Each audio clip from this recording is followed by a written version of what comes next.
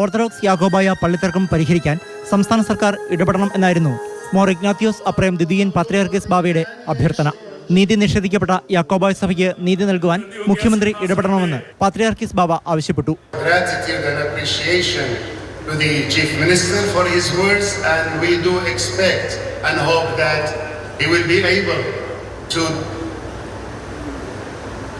do what he promised and to give justice to these hundreds of thousands of people who are being denied justice. രാജ്യത്തിന്റെ പല ഭാഗങ്ങളിലും ഒറ്റപ്പെട്ട സംഘർഷങ്ങൾ ഉണ്ടാകുന്നുണ്ട്.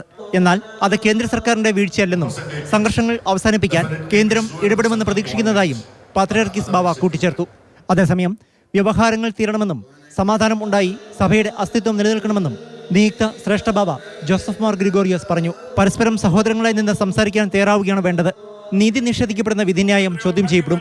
ജുഡീഷ്യറിയിൽ യാക്കോബായ സഭയ്ക്ക് വിശ്വാസമുണ്ട്. ചർച്ച ചെയ്യണമെന്ന് സഹോദര സ്നേഹത്തോടുകൂടിയാണ് എങ്കിൽ ശാശ്വതമായ പരിഹാരം കണ്ടെത്തുന്നതിന് വേണ്ടിയുള്ളതായ ഉത്തമമായ ബോധത്തോടുകൂടിയാണെങ്കിൽ പരിശുദ്ധ സഭ എല്ലാ അർത്ഥത്തിലും അതിനോട് സഹകരിക്കുമെന്ന് പ്രഖ്യാപിച്ചിട്ടുണ്ട്. അതിവിടെയും പരിശുദ്ധ ബാവായുടെ സാന്നിധ്യത്തിൽ പ്രഖ്യാപിക്കുന്നു.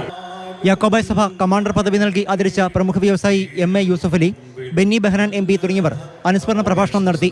പുത്തൻകുരിശ് പാത്രിയാർക്ക സെന്ററിൽ നടന്ന പ്രാർത്ഥനയിലും അനുസ്മരണ സമ്മേളനത്തിലും ജനപ്രതിനിധികളും വിശ്വാസികളുമടക്കം നൂറുകണക്കിന് പേർ പങ്കെടുത്തു. മാതൃഭൂമി ന്യൂസ്, കൊച്ചി.